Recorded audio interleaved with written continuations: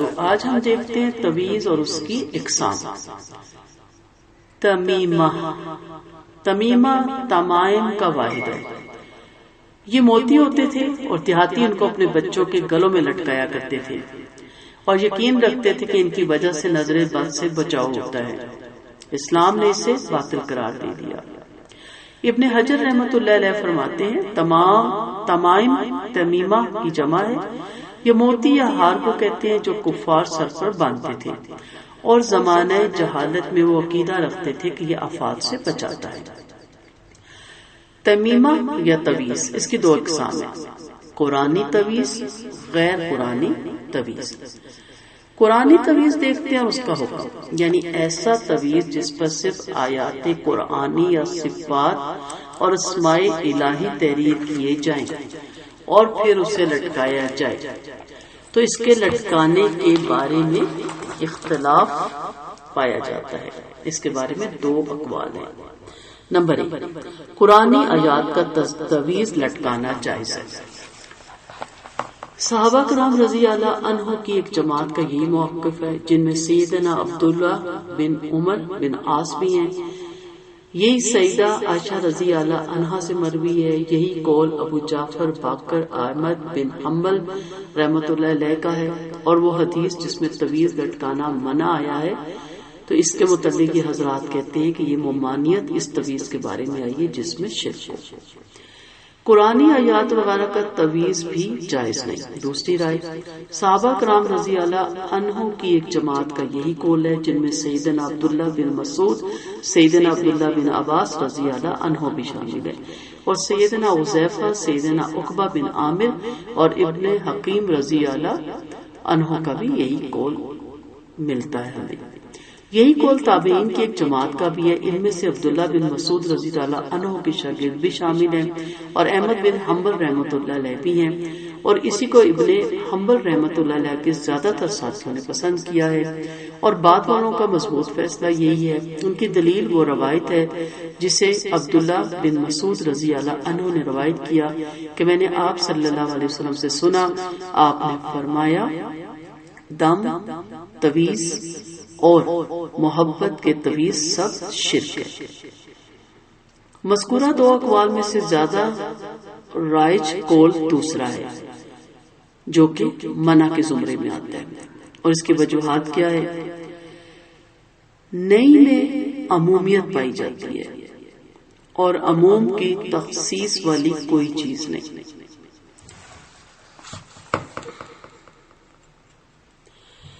ذریعہ شرک کو روکنے کے لیے، کیونکہ یہ چیز اس چیز کے لٹکانے کا باعث بن سکتی ہے جو شرک کا قطعاً حرام ہے۔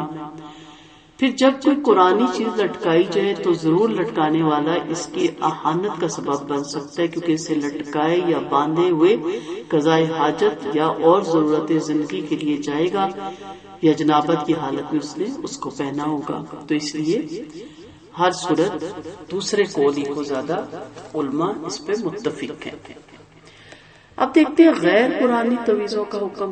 یہ تویز کی حرام اور ممنوع قسم ہے، اور یہ وہ تویز ہیں جو جسموں پر باندھی جاتی ہیں مگر قرآنی بھی نہیں ہوتے۔ مثلا جیسے بعض لوگ من کے دھاگے وغیرہ باندھتے ہیں جو طلسموں اور جنوں کے ناموں کے ساتھ تحریر ہوتے ہیں، ایسے تویز قطعاً حرام ہے اور شرک کے زمرے میں آتے ہیں، کیونکہ یہ غیر اللہ کے نام پر لٹکائے جاتے ہیں۔ بعض لوگ اپنے جسم پر یا گاڑی پر یا گھر کے دروازے پر یا بچوں کے گلے میں نقش نیل، گھوڑے کا سم، صلیب یا ہاتھ کا نقش یا کوئی مخصوص پتھر وغیرہ یہ خیال کرتے ہوئے لٹکاتے ہیں کہ اس سے نظر بد یا حسد سے بچاؤ رہتا ہے۔ یہ سب ناجائز ہے۔ سعودی عرب کے علماء کا فتوی کمیٹی جو قائم ہے لوگوں کے مسائل کے جواب کے لیے، اس میں جو اس بارے میں سوال پیش ہوئے تو ان کا متن ایک ہے جو میرے پاس تھا، میں آپ کو وہ بھی سنا دیتی ہوں۔ سوال یہ تھا کہ حسد، نظر بد یا کسی بھی شر سے حفاظت کے لیے جیب میں آیات قرآنی یا چھوٹے قرآنی نسخے رکھنے کا کیا حکم ہے، اور اس سے صرف یہ مقصد ہوتا ہے کہ یہ اللہ تعالیٰ کے بابرکت کلام کی آیات ہیں اور یہ عقیدہ رکھا جاتا ہے یہ آیات انسان کی حفاظت کرتی ہیں، یہی اعتقاد دل میں ہے اور کوئی مقصد نہیں۔ اسی طرح یہ تحریر گاڑی یا کسی بھی دکان یا کاروباری جگہ کے لیے رکھتی ہے۔ دوسرا سوال تھا ان پردوں کا کیا حکم ہے جن پر اللہ تعالیٰ کی کتاب قرآن مجید کی آیات لکھی ہو اور جنہیں نظر بد یا حسد یا کسی نقصان دہ چیز سے بچاؤ کے لیے یا کامیابی کا نظریہ رکھتے ہوئے یا کسی بیماری سے شفا طلبی کی غرض سے یا جادو وغیرہ سے بچاؤ کے لیے رکھتے ہیں. اور تیسرا سوال تھا سنہری لڑیوں میں قرآنی آیات پر مبنی تعویذ کسی بھی تکلیف سے بچاؤ کے لیے رکھنے کا کیا حکم ہے. اب جواب میں جو پہلا جواب تھا اللہ سبحانہ تعالیٰ نے قرآن پاک اس لیے نازل نہیں کیا اللہ تعالیٰ نے قرآن پاک اس لیے نازل کیا کہ لوگ اس کی تلاوت کو عبادت تصور کریں، اس کے معنی پر غور و فکر کریں اور اس کے احکام کی معرفت حاصل کریں اور اس پر عمل پیرا ہوں. اس ذریعے سے قرآن پاک نصیحت ہے اور معزت ہے. اسی وجہ سے اہل ایمان کے دل نرم ہوتے ہیں اور ان کے رونگٹے کھڑے ہوتے ہیں. اسی کے ذریعے سینوں کی جہالت اور ضلالت کے لیے قرآن شفا ثابت ہوتا ہے. اسی کے ذریعے سے پاکیزگی نفس حاصل ہوتی ہے اور مراسم شرکیہ کی غلاظتوں، معصیتوں اور گناہ کے ارتکاب کی آلودگی سے طہارت حاصل ہوتی ہے. اللہ سبحانہ تعالیٰ نے اسے ہدایت اور رحمت بنایا، مگر اس کے لیے جو درد دل کھولتا ہے اور کان لگاتا ہے اور حاضر باش ہوتا ہے. اللہ تعالیٰ کا فرمان ہے اے لوگوں تحقیق سورہ یونس کی آیت نمبر 57 پڑھ رہی ہوں. اللہ تعالیٰ فرماتے ہیں اے لوگوں تحقیق تمہارے پاس تمہارے رب کی طرف سے قرآن کی صورت میں نصیحت آئی ہے اور یہ شفا ہے واسطے اس چیز کے جو سینوں میں کفر، شرک اور گناہ کی بیماری ہے اور ایمانداروں کے لیے ہدایت اور رحمت ہے. ارشاد باری تعالیٰ سورۃ روم میں آیت نمبر 23 میں اللہ تعالیٰ نے بہترین کتاب نازل کی جس کی آیتیں ملتی جلتی ہیں، جو بار بار دہرائی پڑھی جاتی ہے. اس کے سننے سے اپنے رب کی خشیت رکھنے والوں کے رونگٹے کھڑے ہو جاتے ہیں، پھر ان کے چمڑے نرم پڑ جاتے ہیں، ان کے دل اللہ تعالیٰ کے ذکر کی طرف مائل ہو جاتے ہیں. یہ اللہ تعالیٰ کی ہدایت ہے اور وہ ہدایت دیتا ہے جس کو وہ چاہتا ہے. پھر اللہ تعالیٰ قرآن مجید میں فرماتے ہیں سورۃ کاف میں آیت نمبر 37 ان فی ذالک لذکر لمن کان لہ قلب او القى السمع وهو شہید. بے شک جو شخص عقل رکھتا اور کان لگا کر دل سے سنتا اس کے لیے تو ان قصوں میں پوری نصیحت ہے.